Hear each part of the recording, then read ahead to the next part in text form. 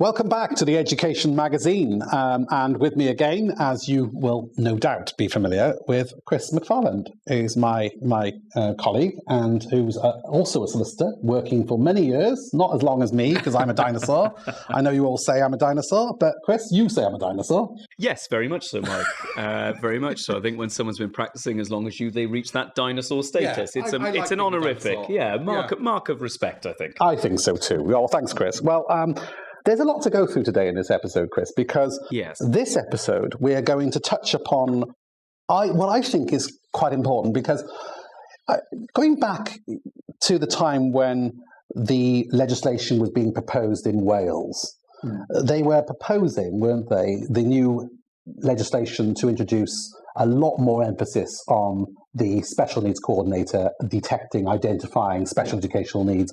And I voiced the concern, didn't I, back then, that we were asking too much of our teachers to require them to be on the front line to identify children who were having very complex difficulty or suffering from very complex difficulties, and identifying that and saying, well, actually, that warrants an education plan if it's in England, or a statement as it was then in Wales. And we've now got this new regime in Wales, which has introduced the individual development plan, which is similar to the education healthcare plan supposed to be. But the main concern I had was that there was just too much pressure being put on our teachers. And I felt also that I was concerned that the relationship between a parent and the school is sacred. And we should do nothing to try and sabotage the good relations between the parent and the school. And the beauty of the legislation as it exists in England is that at least the local authority is a third party who is then responsible. And I had a lot of concern about that. And I voiced those concerns. And you know, I voiced it in the newspapers, and I voiced it in consultation. I was... some people in the Welsh government criticised me for voicing it, said I was actually scaremongering. And I said, well, actually, you should listen to people who've been in the job for as long as I have. Dinosaur. Jurassic Park.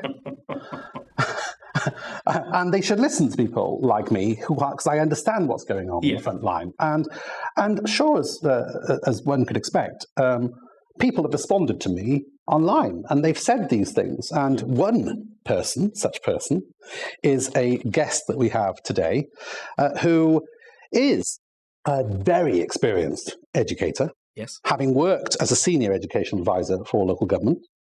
I'm not saying where, because this person would like to remain anonymous. And there's good reason, because what this person has to say is somewhat controversial, because they will talk about the problems that they themselves experienced, not only as an education advisor for the council, but also as a special needs coordinator at school, Chris. Yes, absolutely, and we're very grateful to the guest for their time, because, as you say, Mike, it takes a lot of courage to come forward with examples of concerning practice. And of course, you know, we've always talked, as you say, one of the key concerns we had about the ALN Act in Wales, there was a lot of good, you know, the idea of child-centric practice and the idea of closer working to identify needs early and support is fantastic. But what it requires is a lot of training and a lot more resources to be given. And we felt that knowledge base, those resources, they're already thin on the ground and they may be lacking. And I think a lot of today's approach kind of emphasizes how there is still sometimes a big knowledge gap between what should happen and what happens in practice. And that's what our guest is going to speak about, is their experiences in the system and really, you know, what concerns they have about the approaches that they've seen. Absolutely. And our guest I'm going to identify as Jane Anonymous, we shall call her. And so when you hear me asking questions, Jane, that's the guest who we'll be talking to. And Jane is with me now. So Jane, hello, and thank you for joining with us. Hi, Michael. Thank you for inviting me. I feel very privileged to be allowed to sort of contribute to this discussion. So thank you.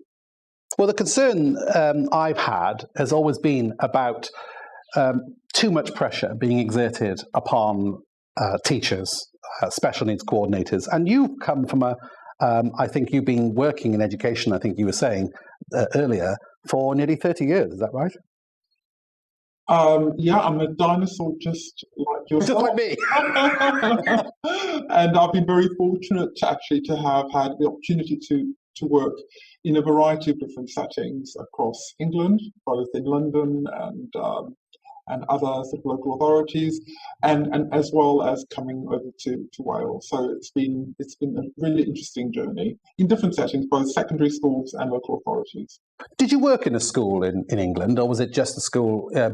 Had you ever worked in a school in England? I've worked in about 5 different secondary schools across London, Berkshire and Oxfordshire, so just to give you a sort of a sense of geography, and then a senior advisor at the local authority, and moving on to Wales, where I've now taken on other opportunities, including school improvement roles. And in Wales, I think you mentioned that you were a special needs coordinator. We call them ALNCOs in Wales, but for many of our guests who listen to this programme, we know them generally as SENCOs, special needs coordinators. Jane, you were a SENCO in Wales, is that right? That's correct, yes. I took on the opportunity to sort of really better understand the Welsh context, because inclusion and special educational needs is an area that I've always been very passionate about, and certainly in my previous contexts as a deputy head, in fact, in a large secondary school, I oversaw the whole of inclusion and special educational needs, and was recognised by Ofsted as outstanding practices in terms of the work that we did within the school, but also in our support of local primary feeder schools. So, I've sort of had very positive experiences in the area of inclusion. So I wanted to understand, obviously, the Welsh context more fluidly, because I also feel that different settings have different needs and different systems, and there's that cultural aspect of it as well that I think is really important to understand. So you're going to give now for us today a school perspective, a teacher's perspective on the challenges that many teachers face. I mean, but not just as a practitioner, but someone who I think you've also got for yourself many, many qualifications above only just a teaching status. You're also a master's. You've got a master's degree, I think, haven't you? A master's degree, and I've got my NPQH as well. So I've had the opportunity to explore wider learning, as well as I did a Winston Churchill Fellowship looking specifically at inclusion and visiting countries like Finland and Germany and Brazil, again, scrutinising models of inclusion. So, Jane, tell us about what was your primary concern, speaking as a SENCO in an English school? In an English school or a Welsh school? Start with an English school, maybe. I think I wasn't a SENCO in an English school, but I line managed a range of SENCOs in English schools, and I think when you go into inclusion, the area of inclusion, and I think you come across this a lot in terms of when you look at education, how do you train to be an inclusive leader? You learn on the job, really, and over time you develop further skills and you sort of progress through that.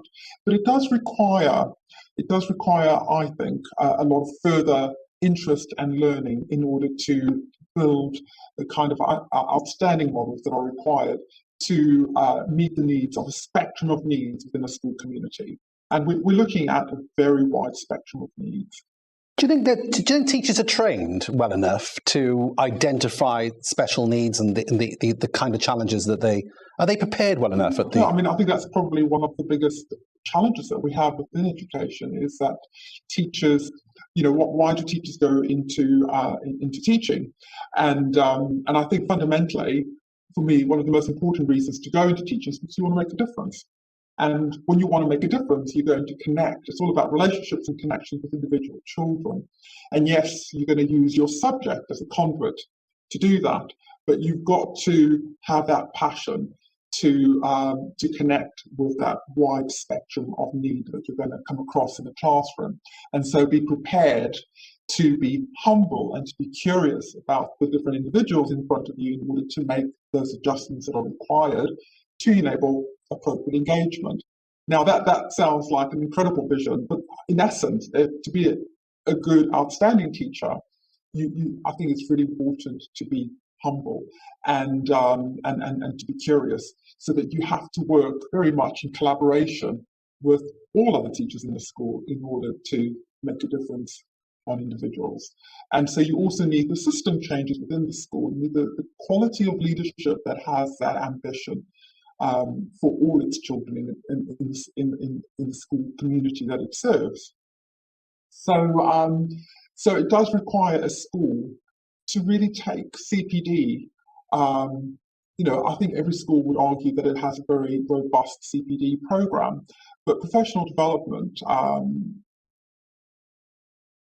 at the end of the day, it's about teaching and learning, and what teaching and learning looks like for the variety of clients, if you like, or the audience in front of you. So, and that is something that you just never stop learning. It's just ongoing and ongoing. And I think one of the things that Dylan Williams, who is a great leader in the area of teaching and learning, he always says, as a teacher, you never become good enough. So you've got to be prepared to accept that you're always learning. And I'm sure, it's the same thing as being a doctor, for example. Or in your case, being a solicitor, there's always new things coming out. So it's keeping abreast of new knowledge and new understanding. Do you think there's a lack of appropriate training, ongoing training? That's the main point that you're addressing for teachers and all the challenges that they face in the special needs arena. Absolutely, there's absolutely, and it's also about there's a lack of understanding, but also a lack of.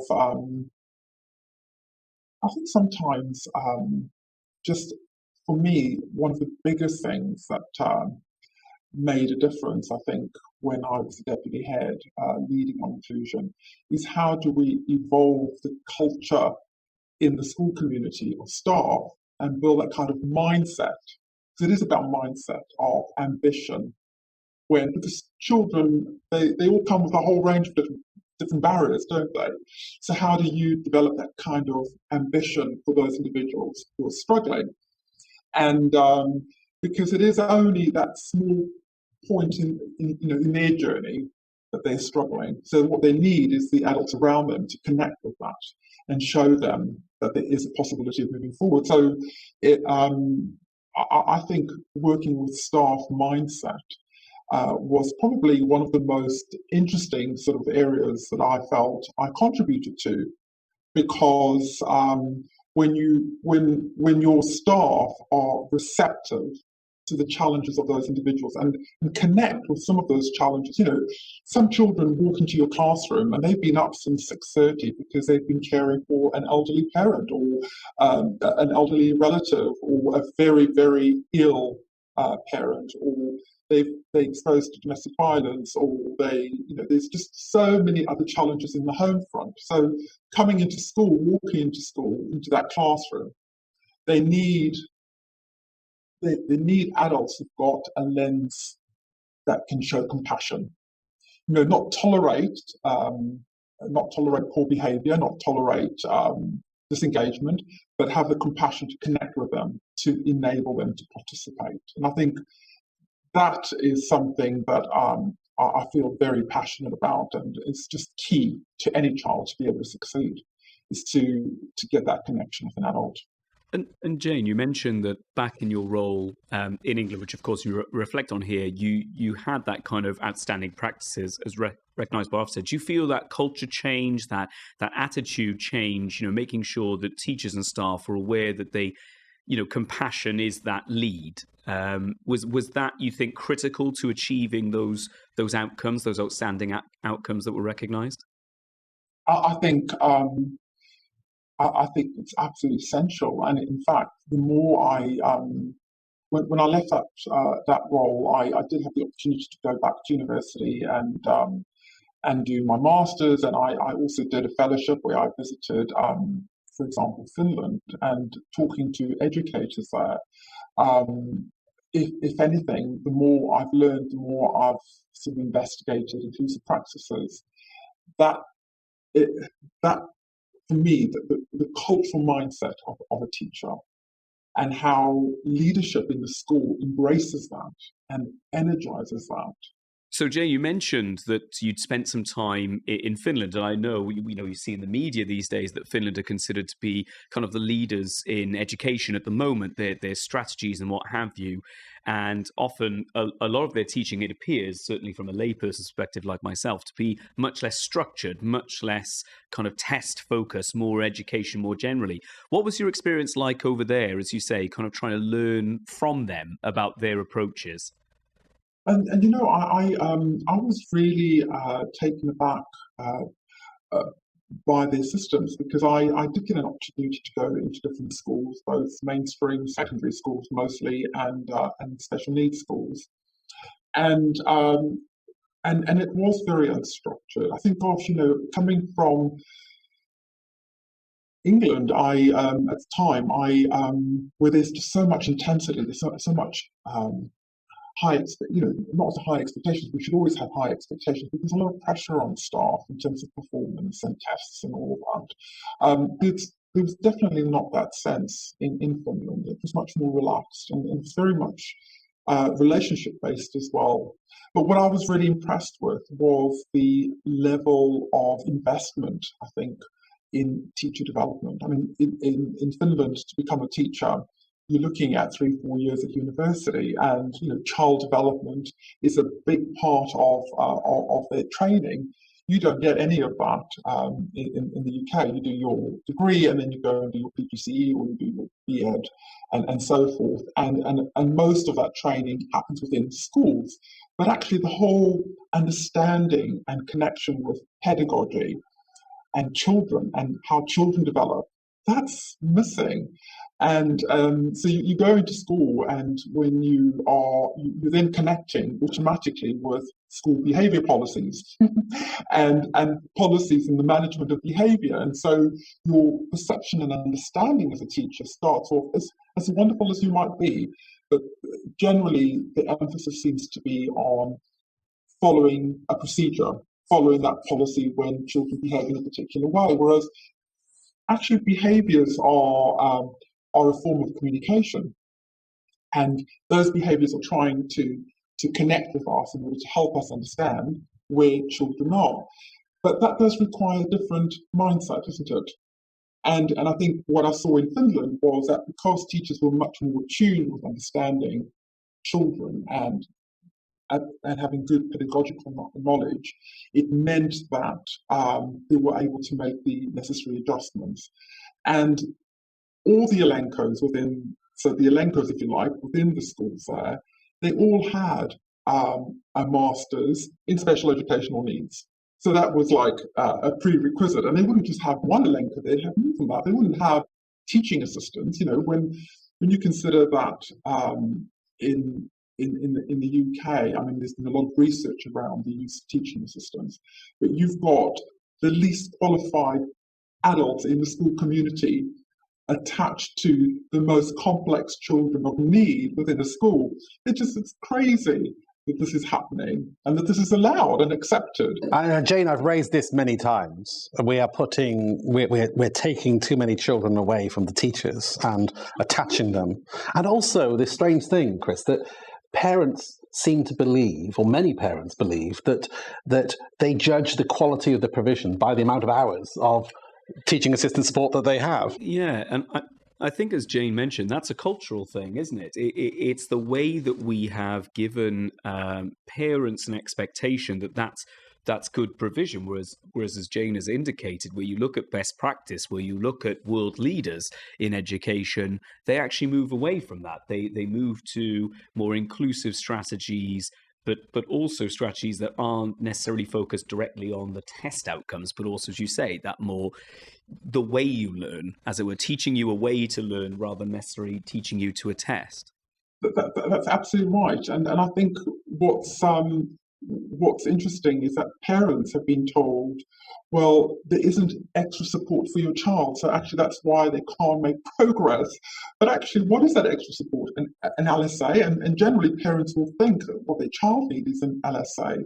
But the LSA, when you look at, there's been some really interesting research around England around specifically using LSAs, and they've done a range of different case studies. And one that I came across a little while ago was they were comparing two different schools that used very different approaches. And a school where a child was literally Velcroed to his LSA versus a school with a child with very similar needs, who actually wasn't given those kind of hours with an LSA, but it was very much more about teachers that the child was working with who were meeting the child's needs within the classroom and making the necessary accommodations.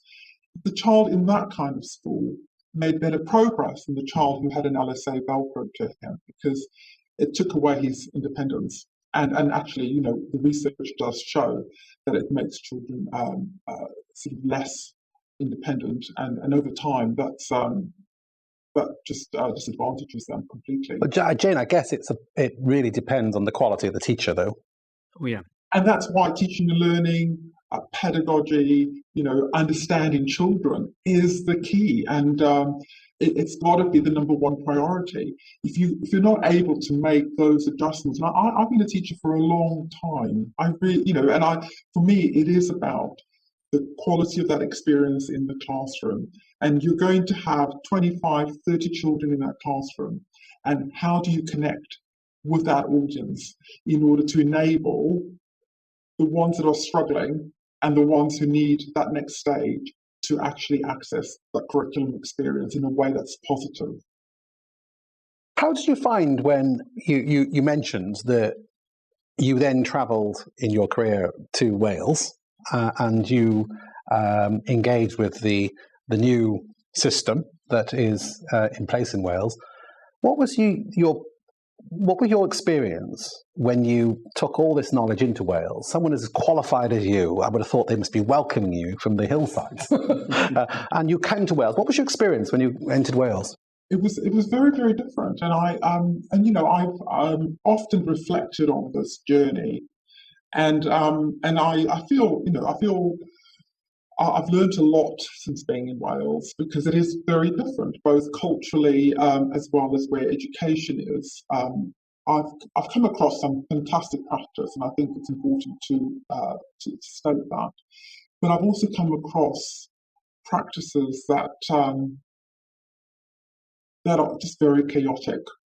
And one school that I worked in, what I found was that there was fundamentally the kind of culture where a child with special needs belongs to the learning support department at the bottom end of the school grounds, and there it is, and there it stays, and no one wants anything to do with it. So teachers almost separate themselves from those children. And if that child presents a problem in the classroom, well, call the Elenco. The Elenco needs to deal with it. So in terms of teachers being ready for the children who've got those needs, I think I've seen a lot of deficits, significant deficits. But not just teachers. I think the teachers are feeling that way. It starts with a head teacher and the ambition and the vision and the leadership in terms of how does everybody get included in my school. There's a lack of knowledge at senior level. Do you think that's just unique? Do you think that's unique to that particular skill placement, or do you think it's more widespread? Oh, it's very widespread. I've done quite a bit of school improvement roles across South Wales, and it's very, very widespread. I've done a lot of training across schools in South Wales, and I come across a lot of really lovely, warm-hearted people who like children, but not necessarily know how to make a difference for those children who've got the highest needs. And when I talk about children with the highest needs, we're talking about children who are on the special needs register, but we're also looking at children who sometimes don't even quite make it into the special needs register, who might need to, or who should be there, but children who've got very significant behaviour challenges, where the focus then becomes the behaviour, and how those children are managed. From my experience, I've seen a lot of those children being let down. In what way? In education, I totally get when there are narratives around that there isn't enough funding in education, but I think it's a much bigger problem than lack of funding. It's about lack of knowledge and understanding. And I hope I'm not out of turn when I say this, but I've only ever come across it over here in Wales, and I'm not saying that it doesn't happen in England, I'm sure it does as well, but the schools that I came across in Wales, in many instances, staff had been there most of their adult teaching lives. So even the head teacher and the deputy head and the members of the senior leadership team, they've always been in that one school. So the circulation of staff is it's quite static in a way. So yes, you've got people who are experienced in their own right, within their own context, but their ability to understand more globally how to make change and how to enable change and how to have those kind of aspirations and high expectations of school systems is quite limited, and in many instances it created an environment which was quite outdated and not always receptive to different ways of looking at things, because they've done things in a particular way and it seems to work. And how does that translate into practice? I mean, what kind of negative practice did you experience when you came to Wales that you were concerned about? Just in terms of I remember taking on a role as, for example, as an elenco for a while whilst I was doing my dissertation, and there's a legal requirement that all children who on the SEN register who had a statement, obviously they have their annual reviews, and there's guidance to suggest that those annual reviews should happen at least 3 times a year. As well as children who are School Action Plus. There was an expectation that they have an IEP and that those get reviewed not just once a year, but at least 3 times a year. So the school that I joined, the annual reviews for statemented students definitely were happening once a year. But the children of School Action Plus, there wasn't anything. There was, no one knew about those. It was just a little register in a computer somewhere. And I remember talking to a member of the leadership team about a School Action Plus child, and they were curious, what did I mean by a child who is School Action Plus? So that kind of lack of understanding was very challenging, because it's a very different system kind of approach. Because if your senior leaders can't understand SEN, how can you expect a classroom teacher to engage with the understanding of a School Action Plus child, for example?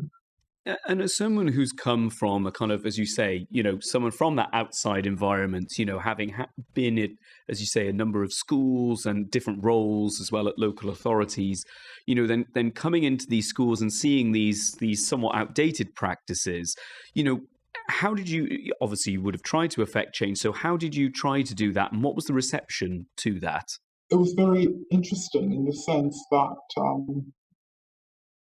I think for a long time, and I would say that I've seen this quite a bit in Wales, is the role of the elenco, or the SENCO as it used to be, was very much the person who deals with the children with special educational needs, and they didn't seem to have much of an influence. They kept very much to themselves. I felt there was very little opportunity to influence heads of year, so pastoral leaders, for example. So how the pastoral leaders within the schools and how the elenco collaborate and join up their working practices together and their policies, those were very separate. So, I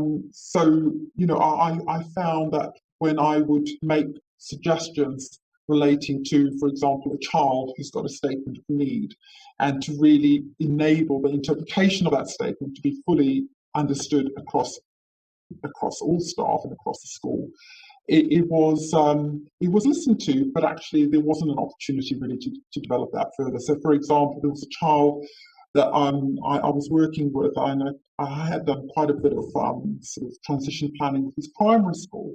And this child was an incredibly complex young person with significant needs in terms of attachment and learning. And in primary school actually had done a really stunning job with this young person who initially had been excluded quite a lot, and they'd managed to sort of to regulate that. And so the transition for that child then became the next big priority. And so I managed to do a lot of work with the child, with parents, and the primary school. But actually what was required was then to prepare the staff in the school to be receptive to understanding how to build a relationship with that child. And again, that's just an example of how there were blocks all the way through, because there weren't opportunities to build, to deliver training. It was all about a lack of opportunity to deliver training to staff, and I felt consistently that there just was insufficient training to understand how to manage children with special educational needs. I noted in the briefing also, Jane, that you mentioned your concern over the particular use of isolation and exclusion. Can you give us an example of what you experienced in that respect, and also contrasting that to your experience maybe when you were working in England? If you look at a lot of schools' behaviour policies, they tend to be potentially, certainly the ones that I came across in South Wales, quite outdated and quite draconian. So you follow a procedure, child behaves this way, and there's a consequence, and the consequence is detention and so forth. And so it's a staged approach. So children, what I found in a couple of the schools that I've been involved with is that children are thrown into the isolation room. And in fact, they use that room increasingly more now rather than externally excluding, because there's quite a lot of pressure on schools not to have fixed term exclusions. So they all want to reduce their numbers. So what tends to happen is that they isolate children within school. And the quality of the experience, at the end of the day, the child is missing learning. That's what happens. And they go into these isolation booths, and they obviously depends on the quality of the training that the staff that are managing these settings that they have. But even if they are qualified teachers and they've got TAs in there, the experience of those children, from what I've seen, is just to copy down lines or complete a piece of work, but actually they can't do the work because they've missed the input from the teacher. So there's I would say, from what I've seen, there's a tendency to just throw children into isolation, but children are not able to change those behaviours, and they keep repeating those behaviours. So children get stuck in those cycles of isolation and isolation. And I was fortunate to work in a system in England where when a child was in a situation of having to be isolated because of behaviour presentations and so forth, the focus then became very much at connecting with the child to understand and develop not only a restorative approach, but actually understand where that behaviour was coming from. And it was always about connecting with the family and working with the family to understand that behaviour and working with them, and then the staff as well, to support that child in overcoming some of those challenges, whether it was with peers or whether it's with learning, or it's connecting. It's being prepared to investigate and be more curious about where that's coming from. And so in the settings that I've seen so far within Welsh settings, it's very much about punishment. And it's very much about judgment. There's a lot of judgment in education. It's the parent's fault. It's the child's fault. So, for example, in many instances, even children who've got additional learning needs, the first thing that in many instances happens is that when they're in a position of distress, there will be behaviour presentations. And those are the things that people latch on to straight away. Can't do because look at the way the child is behaving. Can't do because can't cope within a classroom. But actually, it's their anxiety, that kind of distress is coming because their needs are not being met in the classroom, and a very frustrating factor for myself was when you're dealing with children with high level of needs, particularly children who've got social and emotional challenges, alongside sensory challenges and so forth, the behaviours are the first thing that you're going to see. And so if you're going to have additional adults, for example, working with those children, so yes, I can see the value of a learning assistant as an example in helping that young person if they are appropriately trained, you see. And that was the other difficulty. So I would provide my provision map to SLT, identifying the children, the children that needed the most need and why and what the statement would say. But then I would only be allowed to employ agency LSAs because that was cheaper for the school.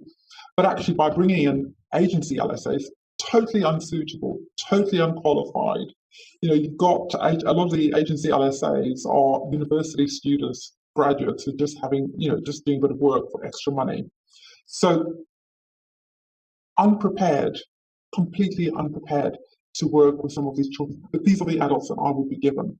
And so it was no surprise that we then consistently found ourselves in a position where these children were failing in lessons and then being thrown into isolation booths because they can't behave.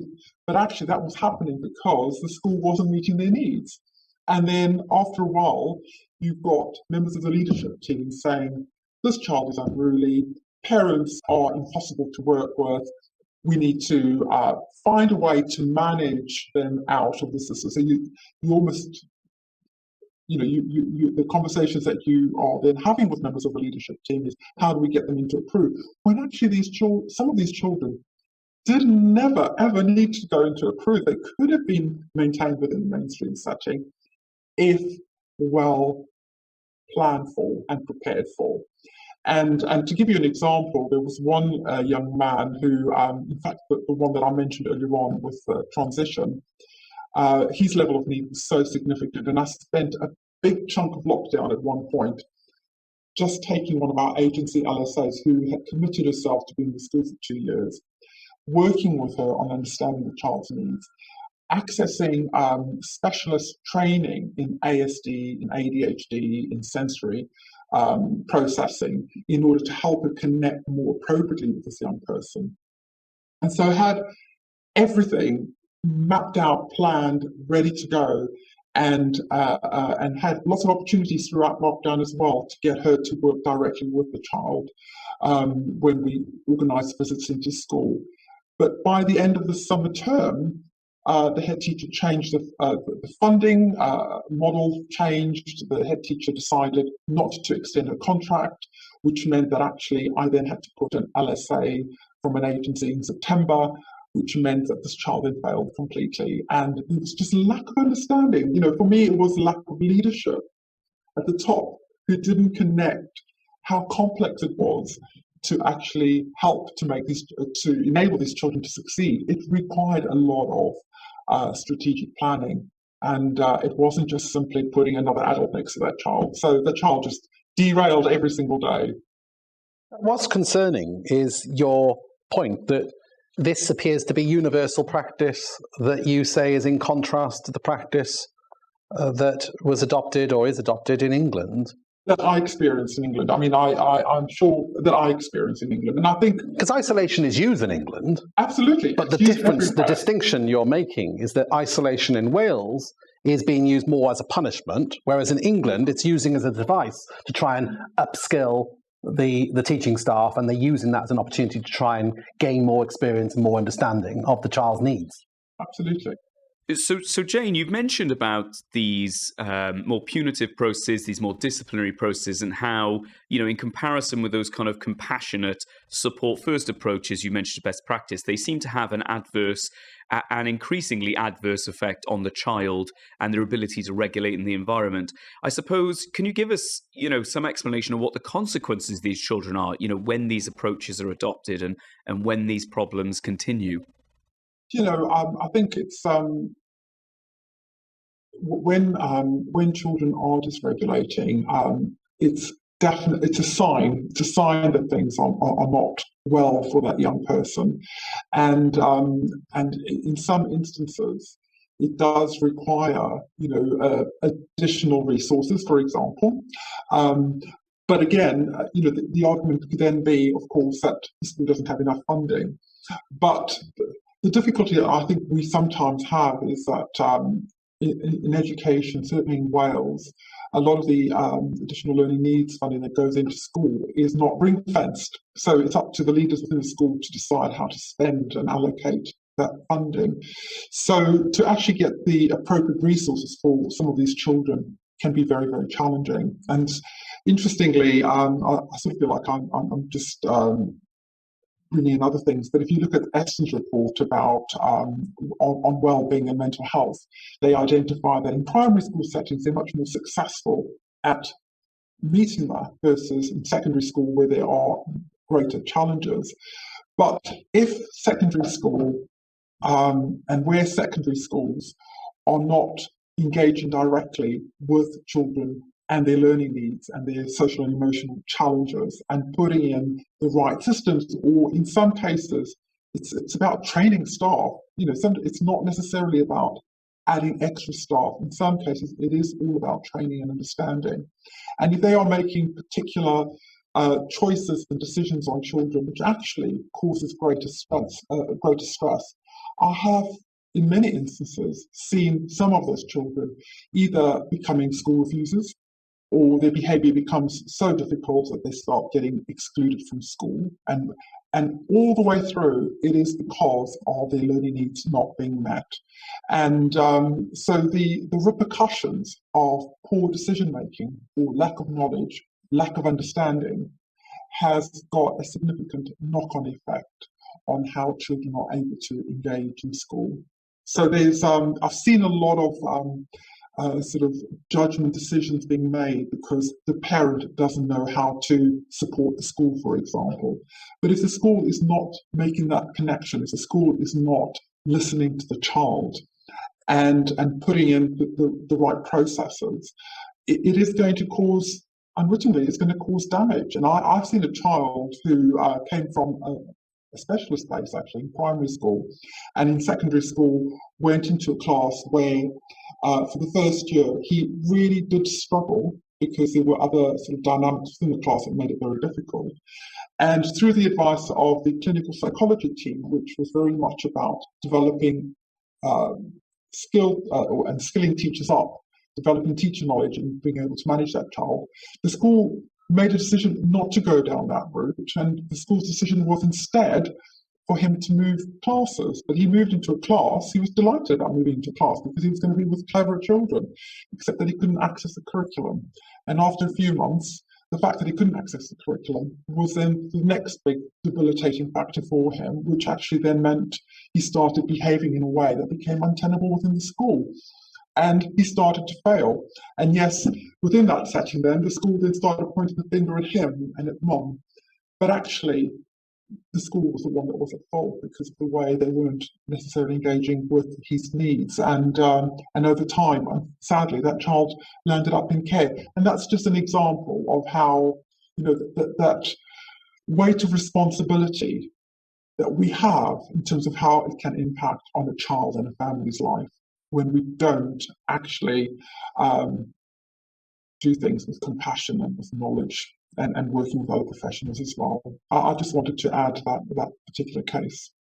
You gave an example in the briefing of a particular young person who was put into internal isolation, and that child was autistic and was trans.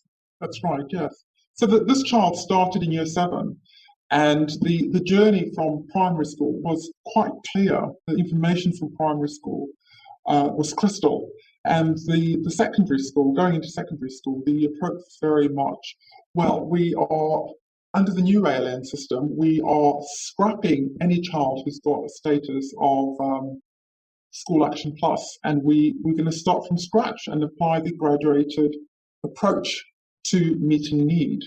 But the graduated approach to meeting need meant that in the first term of being in secondary school, you've got a child who, from September to December, experiences something like 34 after-school detentions, which is hideous. Oh my goodness! And 14 internal isolation days. And then obviously that started going further up after Christmas, but just in one term. And the conversations that you're having with members of the leadership team to explain that actually this is about how we're connecting with this child's needs. And the focus is, no, he is choosing to be defiant. And the child was not choosing to be defiant. The behaviours that we're observing were behaviours of distress. But there's a fundamental lack of understanding of how to connect with that. Are you saying that the implementation of the graduated response and ditching the School Action Plus is a bit like snakes and ladders? You've gone so far up the scale, and you have to then go back down to demonstrate. Completely. Well, that's really concerning. Yeah, Michael, it's hideous in the sense that and the argument that and actually for this particular child who was on the SEN register in primary school as School Action Plus for SEMH or BESD, as a LENCO, I was not allowed to get involved with this child because the school's decision was BESD, SEMH children, we scrap that and we give them a fresh start. That was what leadership said. We're giving them a fresh start and we apply the graduated approach. So basically, in other words, what they were saying, and I said this, so what we're doing is we let them fail first really badly and then we start trying to have conversations about providing. It's just unthinkable. But, well, Jane, I mean, I don't know about you, but Chris, I mean, as a professional, yeah. I'm going to ask Jane this question in a moment, but if I know a practice is wrong in law, yeah, and if lawyers are adopting something that we know is not in tune with what is required, you would wave the flag about it, wouldn't you? You'd be complaining and arguing that this system must change. Yes, I mean it's deeply concerning, as Jane mentioned. I think one of my main takeaways was that it is certainly in your experience, Jane, that where you did try to raise these as concerns and say, look, we have done practices elsewhere that have been very effective, that are more compassionate, more child-led, and not trying to reinvent the wheel. I mean, the idea of throwing away the old information just seems ludicrous to me. I mean, it seems naive at best. Absolutely. Jane, what happened to you when you must have raised your concerns officially? How far did your concerns get raised? I raised my concerns all the way through to the top. In fact, when a couple of years ago, we had just come out of the first lockdown actually, and I'd worked tirelessly throughout lockdown, just trying to prepare my staff ready for September, trying to engage obviously with our young people and parents. I'm very parent focused because I feel that in my experience, in all my experience that I've had in education, where you really connect with the family as a school, certainly someone, whether you're a head of year or an Elenco, if you have the family on board, the difference that you can make is astonishing and absolutely fantastic. And it's where you keep families away and you fight families off, that's when things become very complex. And in all honesty, I can't see how an Elenco or a head of year can really truly make a difference in a child's who's got significant needs life without really connecting with the parent, regardless how challenging that parent might have might be, the kind of challenges that the parent might be experiencing. And so what I found when I was entering the summer holidays after that first lockdown is that there have been such changes in terms of what I was going to have available in terms of meeting needs of individual children,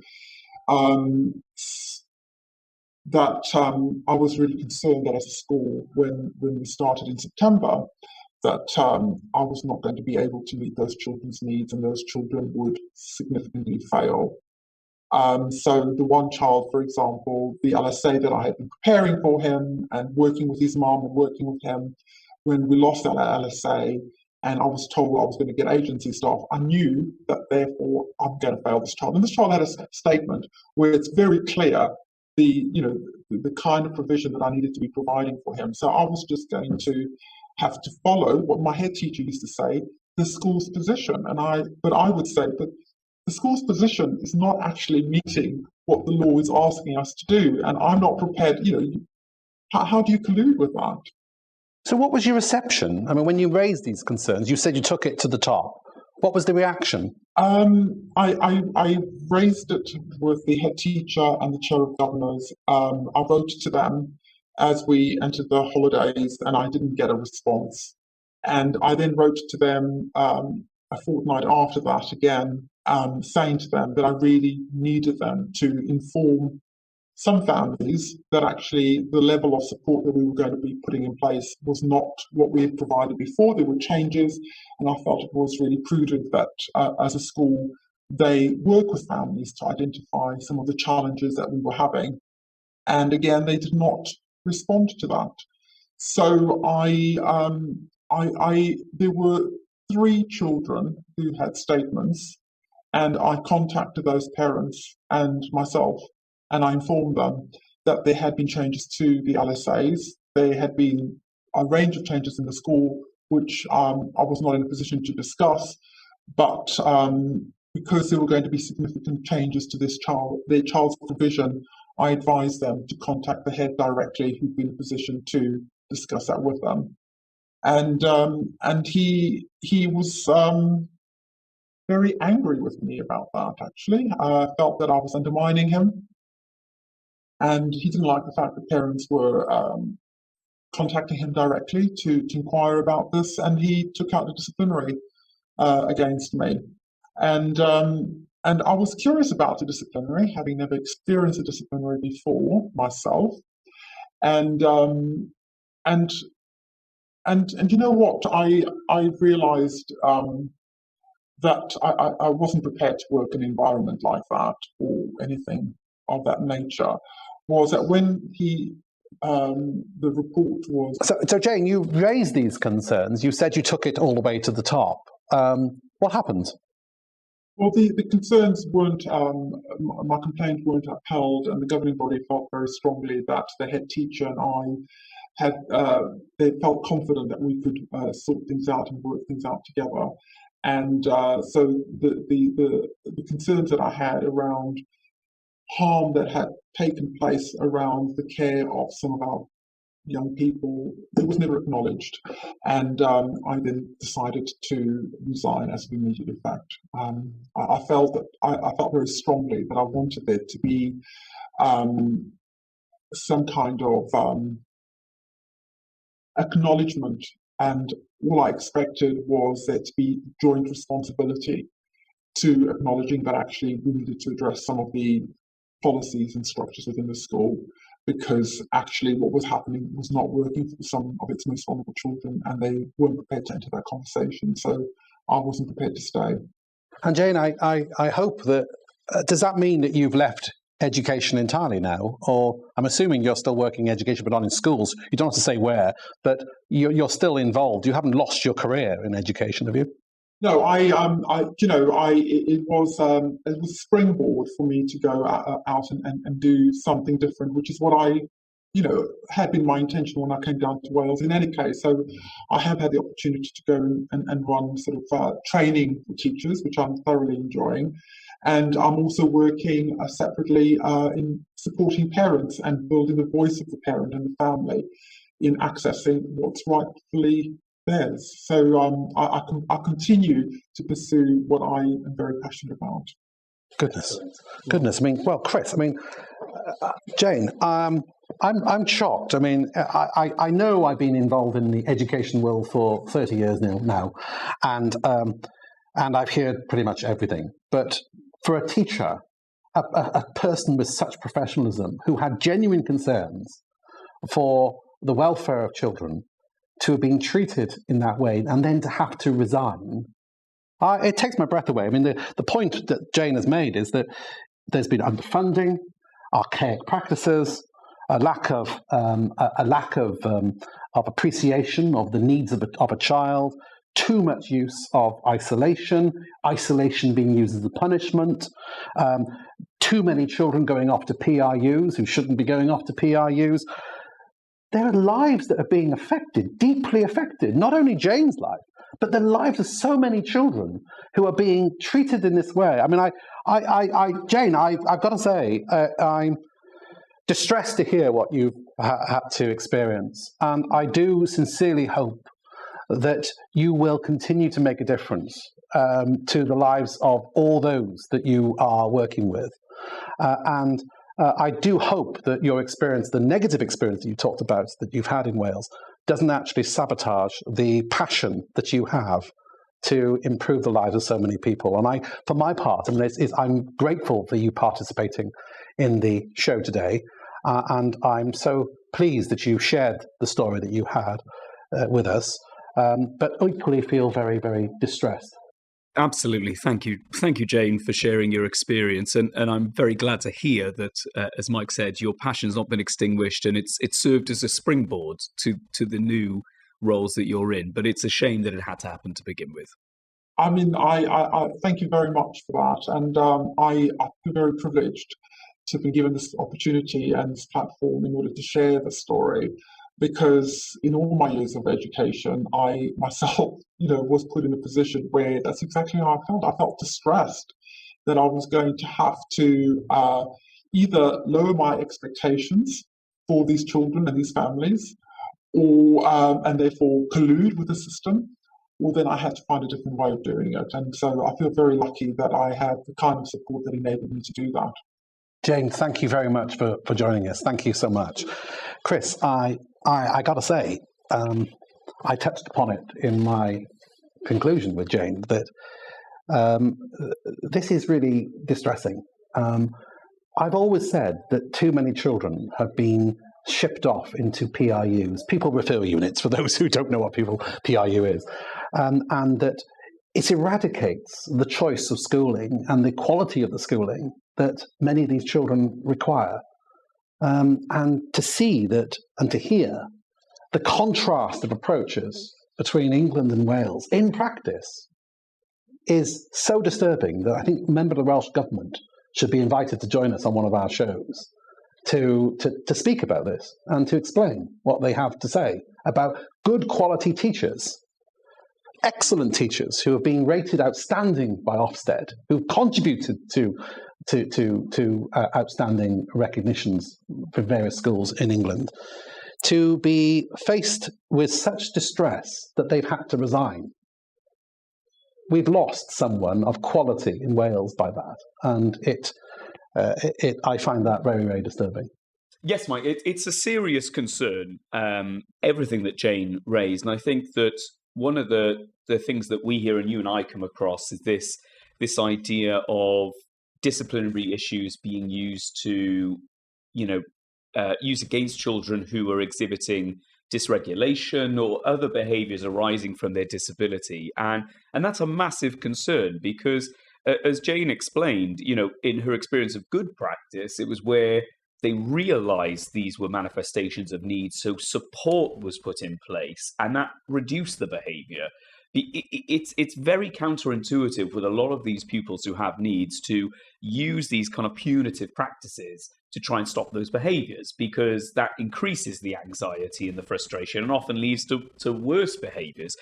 And as you say, to lose someone so committed to the profession who's had a long career, I mean, thankfully not lost the profession so far as moving into a training sphere in a different role, but definitely lost to schools in a direct fashion as a teacher, it is a huge shame. And to me, as I mentioned, the biggest concern that I have is the unwillingness to acknowledge and consider different and often best practice from other environments. This idea, and unwillingness to adapt. Yeah, and really, it's antithetical to this new approach that we're meant to be having in Wales, where it is meant to be child-centric. We are adopting UN Convention on Rights of the Child to try and say, we're going to be progressive, we're going to hear children's voices, we are going to respect them as individuals and their rights.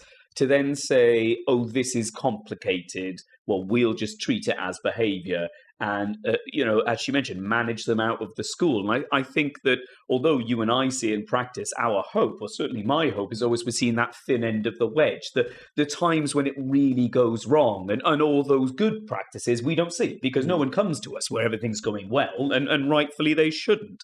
But what was really concerning that Jane confirmed was that her experiences, certainly in the local authority she worked in England, of which there were many, versus her experience in multiple roles here in Wales was very different. That's a huge concern to me as a solicitor and a Welshman. I got to say, as being practicing as long as I have, I've seen isolation being used for punitive purposes in England too. Oh, yeah, absolutely. I must say. I mean, but I think it's the degree of distinction that Jane has made about the frequency of it being used in Wales so much more than it is in England for the method, for the objectives that they had played.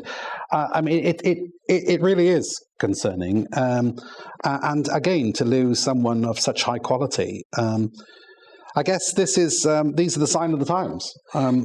Basically epitomising, doesn't it, some of the points that I was making right at the outset. I think we also need to recognise that there are potentially options that, if someone is watching this and they're either a teacher themselves, or alternatively if they are parents or young people who are experiencing these types of practice, as we've talked about in other episodes, the Equality Act is there, and where we look at manifestations, even behavioural manifestations that arise from a disability, the approach has to be proportionate there as well. And of course, you do have to look at reasonable adjustments as well.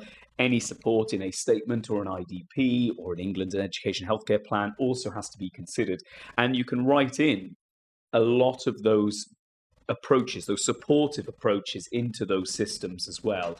So it is important to recognise that you are not at the mercy of this system. In fact, there are rights here to be utilised. And I think very much that, for me, is something to emphasise, is that, bad practice should not be tolerated. It is not this immovable object. I mean, it may be that, as you say, we do get these types of practice in England as well, where someone goes from a local authority where they take a much more proactive, much more compassionate approach to SEN, and then you go to the next local authority and they are much more budget focused. So it's not child centric at all. It's system centric. Oh, we'll give them X because they have Y, and that doesn't always work.